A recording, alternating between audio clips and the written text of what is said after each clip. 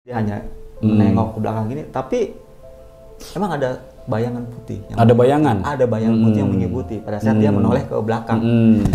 Kayak sosok pendaki yang lagi nyender di pohon pinus. Dari jauh nih, Ki. Tapi begitu kita setelah sampai lokasi yang tadinya kita lihat dari jauh itu, ada pendaki, nggak ada. Yang lain gitu, tim gitu? Kalau teman pernah kesurupan.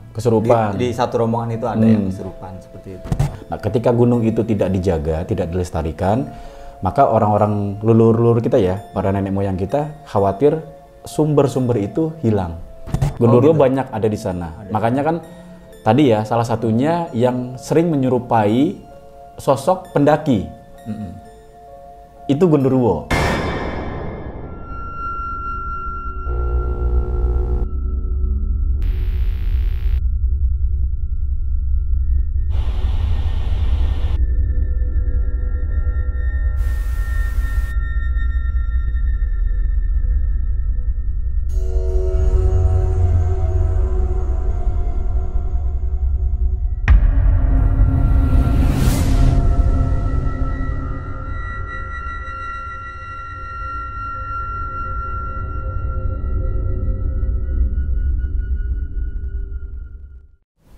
Udah?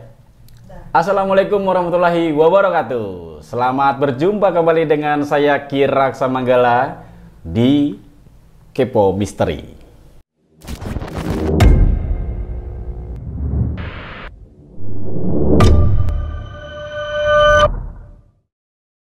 Kepo Misteri pada episode kali ini tetap ada, udah mulai banyak ya yang datang ya. Udah Asis lama-lama tersingkir ya, lama-lama Asis makin ngambek dan makin ngambek karena dia pengen banget dateng, pengen banget di sini kepo katanya, tapi nggak dikasih sama Sinta ceritanya, gitu.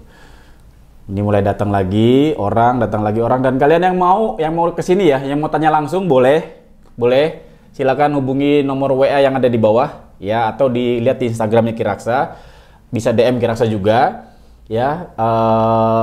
Mau tanya langsung ke Ki Raksa, datang ke sini, silakan ya. Yang penting catatannya adalah kata Sinta jangan yang udah dibahas gitu ya, jangan yang udah dibahas, harus sesuatu yang baru yang belum dibahas di Kemis ya. Kalau yang udah dibahas ya masa diulang ya ya. Untuk Kepo Misteri pada kali ini kita kedatangan orang dari mana ya? Kita tanya langsung aja. Ini dia siapa? Bang ya? Apa Mas? Bang Benz. Asik. Tepuk tangan Pak. Tepuk tangan. Yeah. Kok sepi orangnya, mana? Pada kemana itu orangnya? Asis masih ngambek Asis. Asis ngambek mulu Asis mah. Bang Benz. Iya. Dari mana ini? Kebetulan saya dari sini, dari Timur. Hah? Jakarta Timur. Di Jakarta Timur mana? Ini juga Jakarta Timur sama. Iya. Penggiringan Ki, deket. Iya. Iya sih memang karena masih ini ya tak ya. Sinta nyari yang dekat-dekat gitu ya, yang ngubungin yang dekat-dekat dulu ya. Kalau yang jauh-jauh kasihan juga karena masih dalam situasi pembatasan. Ya, kayak gitu. Jadi yang dekat-dekat dulu. Ini Bang Benz tinggal di Penggilingan. Penggilingan dekat sini cuma berapa menit paling ya. Berapa menit lah. Datang ke sini, ngubungin atau ajak Asis lagi. Jangan-jangan temennya Asis juga nih. Temennya Asis. Asis dia ngajak temennya, tapi ketika dia temennya yang di sini dia pengen gitu ya. Ada aja Asis. Bukan dari Asis bukan? Bukan. Oh bukan. Aman ini, aman. Pantesan ngambek dia. Oke.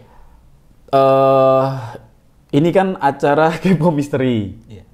Jadi kesini itu pastinya ada kekepoan, ada yang mau ditanya, ada yang mau dikulik gitu ya. Ada rasa penasaran tentang hal mistis. Jadi ada misteri yang belum terpecahkan gitu ya. Iya, kurang lebih begitu gitu. Oh gitu. Ya. Oke. Orangnya agak pendiam. Beneran pendiam apa karena ada kamera? Nggak tahu. Udah nih. Karena ada kamera. Iya. Agak ini dikit.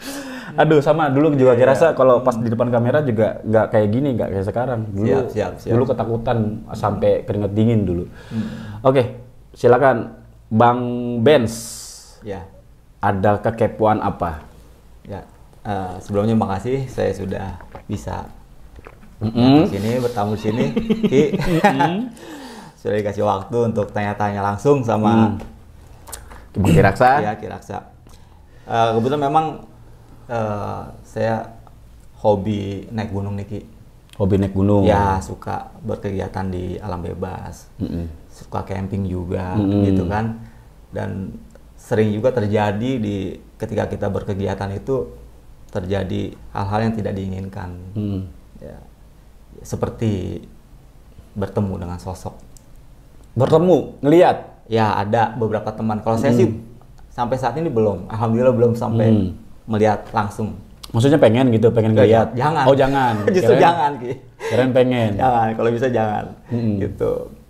Jadi mungkin saya mewakili dari para penggiat alam bebas yang sering melakukan kegiatan di alam bebas, naik gunung ataupun camping. Pantesan bajunya baju ini nih, baju apa? Ranger. Iya. Asik baju Ranger. Iya bener. Baju Ranger. Ini baju Ranger mana nih? Oh, ini baju Di Pak Rimba. Gue rasa tahu dulu juga anak gunung dulunya. Oh, sering itu juga? Dulu. Sekarang kan udah tua lah. Oh, iya. Gitu ya. Udah gantung keril ya? Iya, gantung. Dijual malah, bukan gantung lagi, dijual. Oke, terus? Jadi ada beberapa yang ingin saya tanyakan langsung ke Ki Raksa nih, yang berkaitan dengan kegiatan itu. Yang pertama mungkin persiapan apa sih, Ki, yang mungkin untuk kami ini yang sering melakukan kegiatan di alam bebas ini, yang memang kita melakukan itu di gunung gitu, dan kita tahu sendiri itu memang hutan rimba ya, Ki ya, hutan rimba gitu.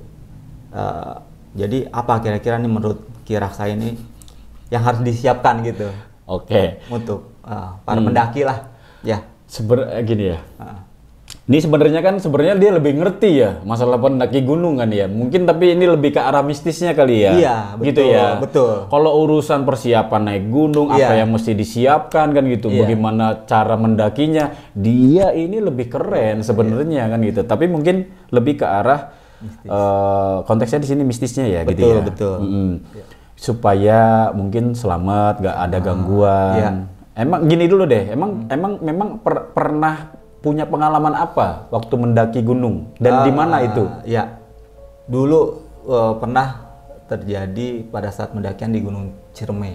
Ciremai? Ya, Ciremai itu daerah Kuningan. Itu memang satu rombongan ya ada kesalahan sih memang ya. Di satu rombongan itu ada wanitanya, ada peserta wanita yang ikut dalam rombongan kami, satu orang wanita, ternyata dia haid. Oh, oke. Sedang datang bulan. Kita nggak ada yang tahu. Nggak ada yang tahu. Nggak ada yang tahu. Kita nggak ada yang tahu. Dia juga nggak ngomong. Dia nggak ngomong, ya kan? Ya kita berjalan seperti biasa. Persiapan sudah, logistik segala macam. Kita akhirnya jalan dari pos 1, pos 2. Nah, biasanya Ki, di dalam rombongan pendakian itu memang ada pembagian ini ya. Tugas itu kayak misalnya yang leadernya paling depan, terus yang belakang nih tim sweeping nih. Teknisnya lah ya. Iya, teknis di lapangan iya. Jadi yang tengah itu biasanya memang yang pemula atau yang memang yang belum biasa. Belum biasa, betul, yang belum biasa. Ini udah pengalaman depan dan belakang biasanya gitu. Nah, ini kebetulan tim sweeping saya ini. Yang paling belakang ya? Iya. Namanya Bang Haris. Dia setelah pos 2 itu di perjalanan itu merasa keganjilan. Ada keganjilan gitu, dia merasa kayak ada yang ngikutin gitu. Padahal dia paling belakang. Paling belakang ada yang ngikutin. Dan itu berasa banget menurut cerita dia pada saat itu. Tapi dia bagusnya dia nggak langsung bercerita pada saat kita perjalanan. Justru ceritanya setelah turun dari gunung. Karena khawatir jadi panik gitu ya. Panik nih yang lainnya nih. Ya saya salut juga sih, karena memang dia mungkin sudah terbiasa ya. Iya, jadi nggak ada yang tahu kalau bahwa dia merasakan ada yang ngikutin seperti itu. Nah itu mungkin pengalaman saya, terjadinya Tapi kan dia nggak ngelihat kan, maksudnya nggak ngelihat ke belakang, bener-bener ada sosok yang ngikutin, nggak ngelihat itu. Awal nggak ngelihat, cuma merasakan. Jadi seolah-olah ada yang mengikuti, dia hanya menengok ke belakang gini, tapi emang ada bayangan putih. Ada bayangan putih yang mengikuti pada saat dia menoleh ke belakang, gitu. Tapi dia keep silent aja, terus ini jalan terus sampai pada akhirnya kita. Aduh merinding. Ya. Nah mungkin ini juga dialami juga dengan pendaki-pendaki lain, ya. Mungkin ya sedikit-sedikit mirip, tapi ya, yang jelas itu yang pernah saya alami bersama rombongan pada saat itu. Gitu. Itu di Cerme ya? Cerme.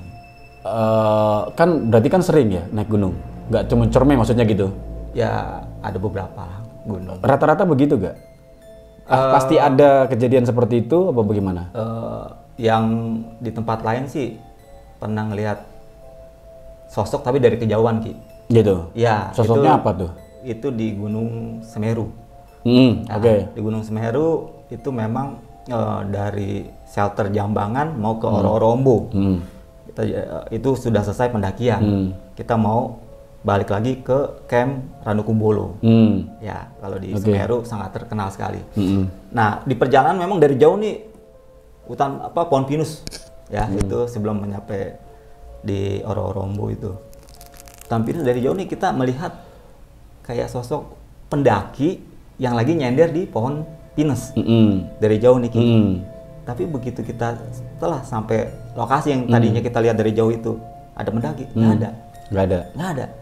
Dan itu yang lihat bukan saya aja, teman ternyata gitu. Tapi kita keep silent juga. Iya. Sebelum sampai Kirasa ngejelasin yang tadi pertanyaannya Bang Benz, pernah nggak ngalamin kejadian yang ekstrim gitu loh? Maksudnya gangguannya yang ekstrim yang sampai mungkin bukan gangguan, kejadian lah, peristiwa, entah itu gangguan, entah itu dari makhluk atau kejadian yang terjadi walaupun nggak ada makhluk, tapi ekstrim gitu, pernah nggak?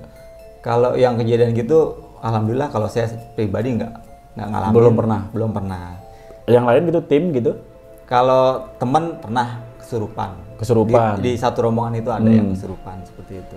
Kalau pernah nyelamatin orang atau ya rombongan lain gitu yang pernah ngalamin kayak gitu yang ekstrim lah, misalkan sampai hilang misalkan. Kalau hilang belum ya. Belum pernah. Jangan lah ya. Jangan sampai. Belum kan akan ya. Iya. Jangan sampai gitu. Belum, nggak pernah ya. Belum. Nah oke.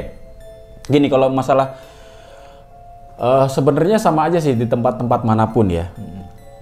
Spesifik lebih ke gunung. Gunung itu kan tempat yang konon ya. Kalau para leluhur kita, gunung itu kan tempat yang bukan diagungkan, tapi yang disakralkan. Iya, dijaga lah. Iya. Ya karena di sana kalau orang-orang zaman dulu kan itu adalah sumber. Iya. Sumber air dari gunung, sumber oksigen dari gunung, sumber makanan itu dapat juga dari gunung. Terus banyak juga daging, makanya hewan-hewan ya. Nah, ketika gunung itu tidak dijaga, tidak dilestarikan, maka orang-orang leluhur kita ya, para nenek moyang kita khawatir sumber-sumber itu hilang. Nah, karena itulah mereka menjaga, melestarikannya. Termasuk mereka mempercayai bahwa makhluk-makhluk yang tak kasat mata itu banyak sekali yang ada di sana gitu loh, yang ada di gunung. Dan itu lebih kepada makhluk-makhluk yang memiliki tingkat kalau bahasanya Kirasa, powernya mereka sebagai jin itu besar gitu. Jadi nggak kayak yang di inilah pemukiman misalkan pocong, kuntilanak gitu. Itu mungkin biasa lah ya. Biasa. Ini Gondoro masuk di sana. Gondoro banyak ada di sana. Makanya kan tadi ya, salah satunya yang sering menyerupai sosok pendaki. Itu Gondoruo. Atau menyerupai sosok hewan. Iya. Itu Gondoruo. Gitu. Ya biasanya ya, walaupun tidak selalu, tidak pasti gitu loh. Tapi biasanya itu adalah sosok dari Gondoruo. Dia paling seneng kan, Gondoruo itu karakternya paling seneng meniru. Iya. suara. Nah, biasanya kan kalau kita manggil teman terus ada yang nyaut kan gitu. Iya, betul. Misalkan kita terpisah sedikit. Iya. Biasanya ini nih salah satunya nih yang bikin orang nyasar nih ya. Salah satu yang bikin pendaki terpisah dari rombongannya. Terpisah sedikit sebenarnya. Mungkin pas di tikungan. Iya. Nah, biar dia tidak hilang, biar orang maksud dia berteriak biasanya agar rombongannya tahu kalau dia tertinggal kan gitu. Nah, tapi biasanya gondoruo itu akan berperan di situ tuh. Dia akan menutup pendengaran dari rombongannya yang di depan. Yang lainnya gitu. Ketika dia berteriak, nih gondoruo ini akan nyaut. Nah, dia akan berpikir kan gitu. Itu yang nyaut itu temennya kan? Temennya, padahal bukan. Padahal bukan. Oh, arahnya ke sana, dari arah suaranya diikutin. Disitulah nyasar biasanya ya. Iya.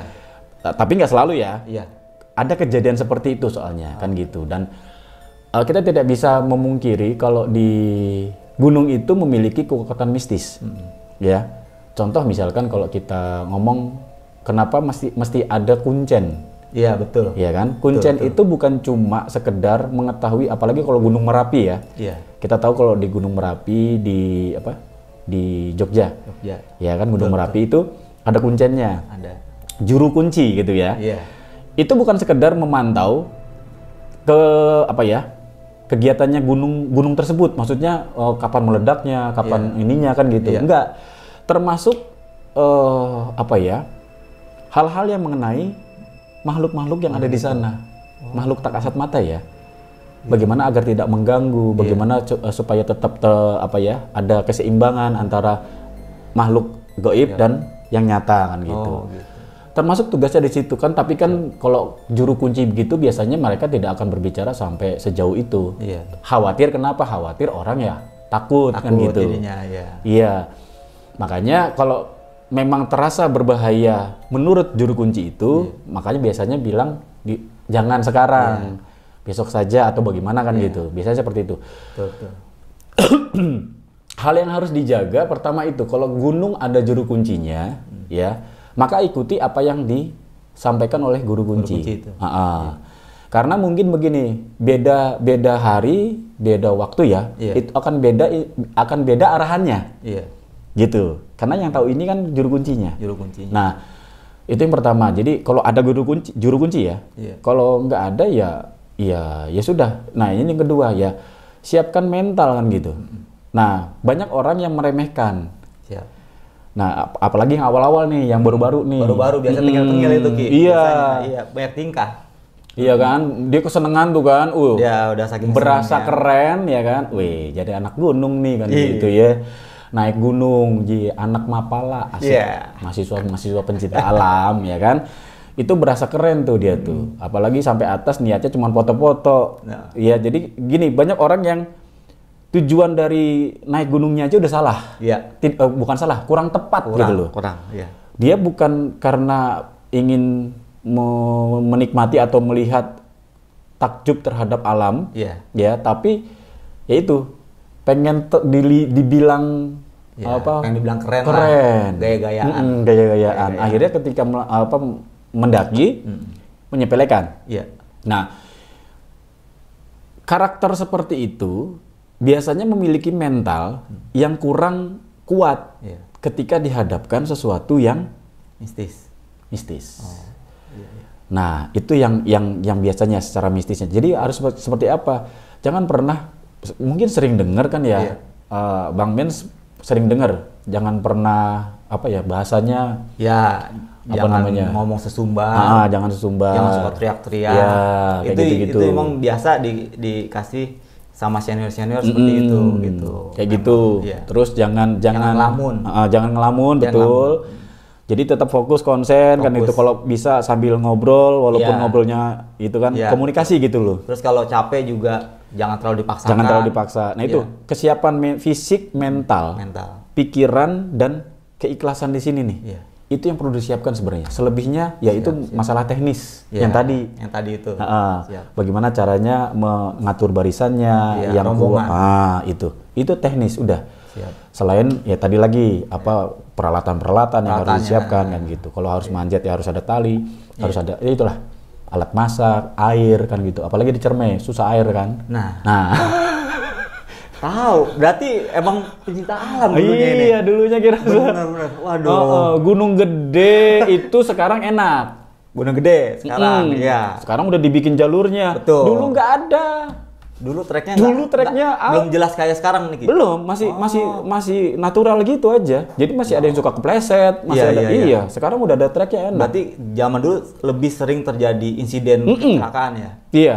Baru nyampe di apa sekarang sih bahasanya dulu lupa badak apa? Kandang badak orang udah nyerah turun. Betul. Padahal masih pendek itu. Masih. Itu masih belum. Ya masih separuh lah kurang lebih. Biasanya kalau apalagi nih tadi lupa nih. Kalau ke sana itu naik sama perempuan. Iya. Ya, pertama bukan kita menyepelekan kekuatan perempuan enggak. Betul. Tapi ada banyak hal yang mesti diperhatikan. Iya. Tadi lagi mental, kesiapan mentalnya, terus tadi ketika memang lagi halangan ya, haid. Ya sebaiknya memang nggak usah gitu loh. Oh gitu ya. Karena merepotkan dia. Iya. Gini. Ketika dia harus mengganti pembalut, harus dibuang kemana? Nggak aman. Tuh. Karena apa? Kan Kirasa sering juga menyampaikan bahwa makhluk-makhluk seperti itu seneng sama darah haid itu. Seneng. Berarti itu kan darah kotor ya? Iya, menyebabkan ya diikuti tuh mungkin salah satunya itu gitu loh. Ketika dibuang sembarangan, ya bisa jadi itu malah mengganggu gitu loh, merasa bahwa tempatnya dikotori kan gitu. Iya. Ketika itu dibawa malah ngikut. Ini bahayanya nih, makanya disarankan kalau orang-orang perempuan ya, wanita yang sedang haid itu nggak usah lah kan gitu. Ditunda aja dulu kan gitu. Di samping mungkin fisiknya. Ya, fisik, mental dan fisiknya. Itu aja sih sebenarnya. Siap. Kalau buat Kirasa. Jadi nggak bisa disepelekan naik gunung. Kalau Kirasa pernah bilang jin yang paling kuat itu adanya di mana? Adanya di laut. Nah, yang keduanya di mana? Gunung. Siap. Selain dari laut ya. Kalau Kirasa bilang yang paling kuat di mana Ki? Orang nanya gitu. Kirasa jawab adanya di laut. Terus berikutnya di mana? Gunung. Itu yang paling kuat biasanya. Siap. Gitu. Hutan-hutan gitulah. Gitu. Ada pertanyaan lagi? Banyak Ki. Pertanyaan banyak nih. Karena memang ini kepo lah ya. Saya banyak banget yang ya mungkin mewakili dari teman-teman. Jadi ini temanya apa tak? Misteri di jalur pendakian gitu. Iya, misteri gunung. Gunung Angker. Oh, Gunung Angker. Oke. Bingung ini apaan nih jadinya nih? Kan kemarin pocong, kuntilanak kan gitu, pelet, santet kan gitu. Ini apa kan gitu? Oke, untuk lanjut. Selanjutnya gini Ki. Ya, yang tadi Kirasa sendiri bilang bahwa memang di suatu gunung itu, di gunung-gunung yang ada di Indonesia ya, memang di situ banyak makhluknya. Ya seperti Gondoruo. Ya, terus mungkin ada Mbah Kunti juga. Kunti. Ya banyak lah. Gitu. Nah itu yang saya pengen tahu nih Ki. Kira-kira tuh di gunung itu ada berapa banyak sih Ki itu? Apanya? Makhluk halusnya Ki. Ada maksudnya gimana? Ya, kira-kira ada berapa banyak gitu di satu gunung itu? Ada puluhan atau 50-an atau ratusan? Jumlahnya. Jumlah makhluk halus. Jumlah makhluk halus kayak itu sampai saat ini iya juga ya. Saya pengen tahu, penasaran gitu. Saya juga penasaran jadinya. Karena ditanya begini, jadi penasaran juga, soalnya Kirasa belum pernah ngitung dan tidak ada statistik yang ini kayaknya pernah ditanya apa ya dulu ya, nanya apa ya, dia enggak, ini ntar dulu ya, ini tapi berapa jumlah. Makhluknya di satu gunung gitu. Iya. Kira-kira ada berapa? Iya juga, kepo ya. Kan mereka masuk makhluk goib. Mereka itu makhluk goib nih, ya kan nggak kelihatan, ya kan. Terus mereka juga mobilenya nggak kayak kita nih. Mobilnya kita kan kalau ada jalanan dijalanin. Kalau nggak ada jalanan mentok udah kan gitu, mundur lagi. Iya. Kalau ada tembok nggak mungkin ditabrak. Mereka kan nggak ada begitu. Jadi kalau ada misalkan Kirasa datang ke sono kan gitu ngabsen, ya susah juga ngumpulinnya kan gitu. Atau ketemu satu-satu kan gitu ke rumahnya, ya kan. Masuknya nanti tahu-tahu masuk ke dalam pohon dulu, ya kan? Nggak bisa. Jadi, aduh, pertanyaannya ya, mulai kayak asis ini. Ada asis juga di sini. Jadi gini, Bang Benz, ya, oke. Nggak ada yang ngitung, nggak ada orang yang ngitung berapa jumlah makhluk halus yang ada di gunung, nggak ada berapa jumlahnya, iya, walau ratusan kali kan gitu. Mereka juga kan bisa, dan gini nggak apa-apa deh ya. Adapun mereka yang memunculkan dirinya, memunculkan itu bisa dalam arti kekiraksa ya. Misalkan gini, bisa jadi menurut kiraksa mereka sudah memunculkan, kan belum tentu memunculkan kepada Bang Benz. Jadi tidak semua juga, misalkan satu tempat itu ada 300 yang memunculkan dirinya ke kiraksa, ya walau secara terlihat ataupun tidak, ini agak susah nih memunculkan itu buat kiraksa, soalnya nggak harus muncul kelihatan gitu loh. Yang memunculkan dirinya itu tidak 300-300-nya.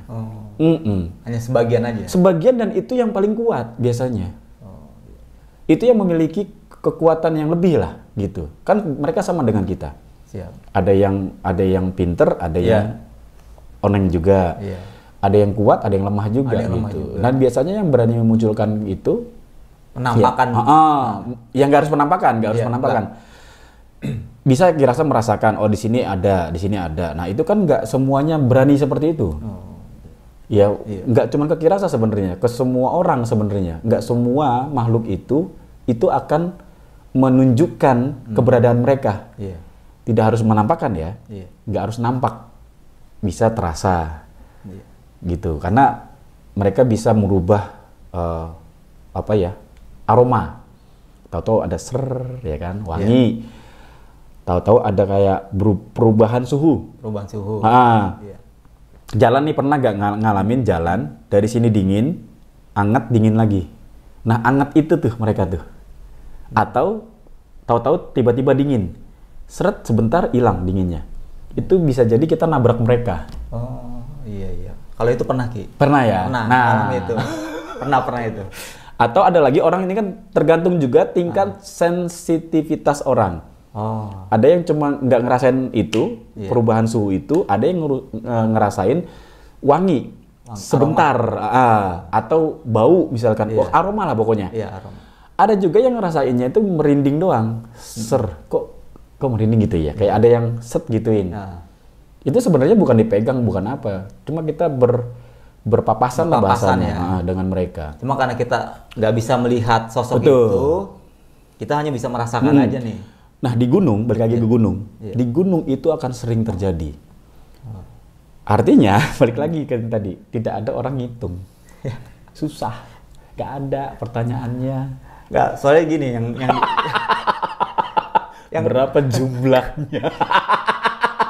Yang saya pikirkan kan gini, Ki. Karena kan ada mungkin sebagian orang yang memang dikasih indra keenam. Dia bisa melihat hal-hal gaib, ya, bisa melihat hal-hal gaib gitu. Ya mungkin dari situ saya muncul pertanyaan ini gitu. Jadi mungkin Kiraksa pada saat pendakian zaman dulu gitu, atau saat ini pergi ke gunung gitu, wah ketemu nih satu, ntar di sana ketemu lagi dua. Ya, mungkin seperti itu. Jadi kira-kira berapa sih kan gitu? Besok gini cari, kalau ada yang mau ke sini, diprioritaskan yang mau bahas indera keenam atau mata batin, ya. Tapi Kiraksa tidak menerima indigo.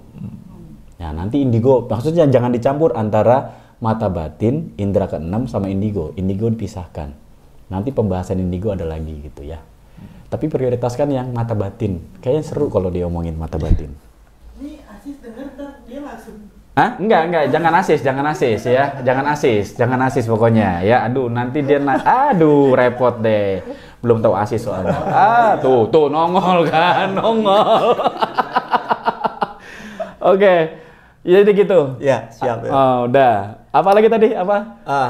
Jadi berkaitan dengan tadi kita sumpama nih bertemu sosok ketika kita pendakian.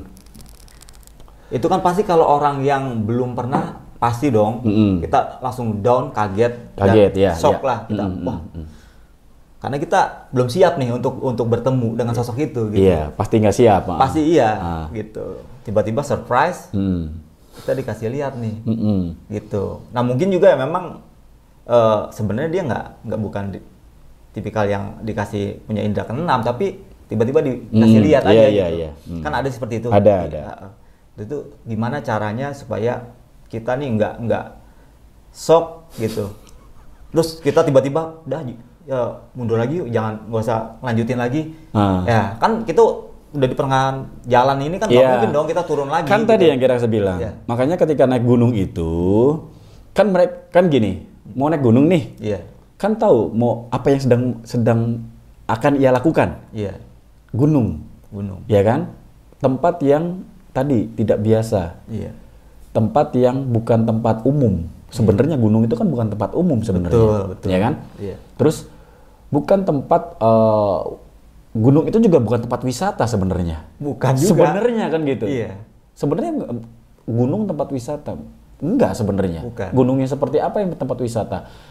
Ya bukan di gunungnya sebenarnya. Kalau pendakian gunung itu sebenarnya karena menyukai alam sebenarnya. Nah, udah tahu masuk ke alam rimba. Nah, gitu rimba raya seperti itu.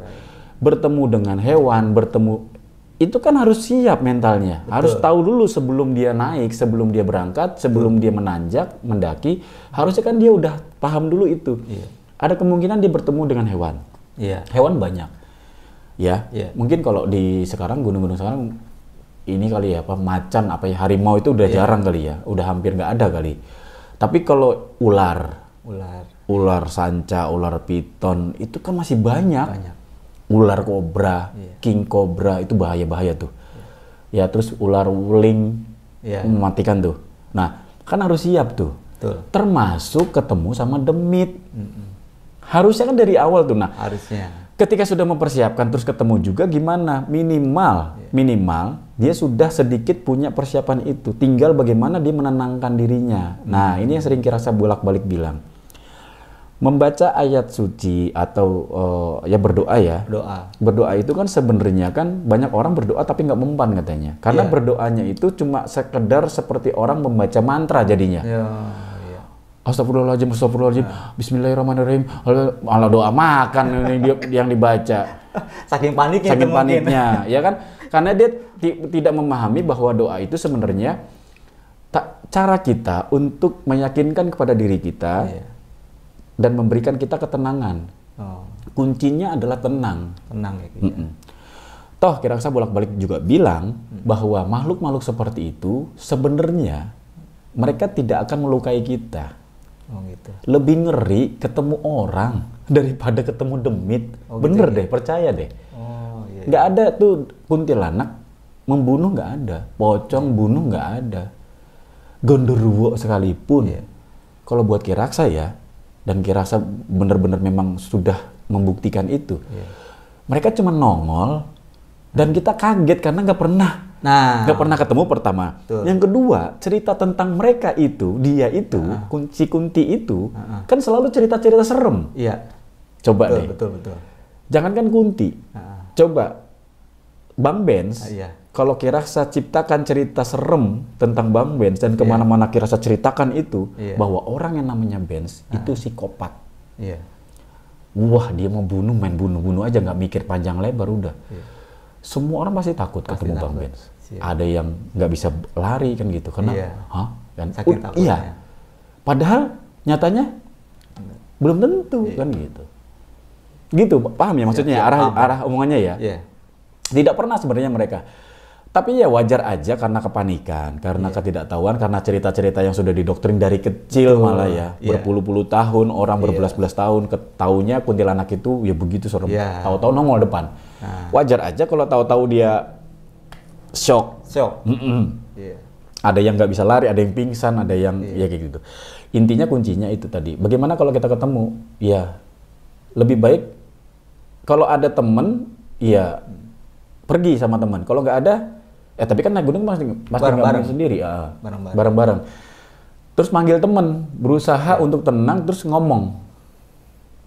Sebenarnya itu salah satu cara juga ya kalau kita rasa mending teriak, mending ngomong, ngeluarin suara. Bantuan lah ya. Tapi kalau nggak bisa, tenangin lagi diri, tenangin lagi.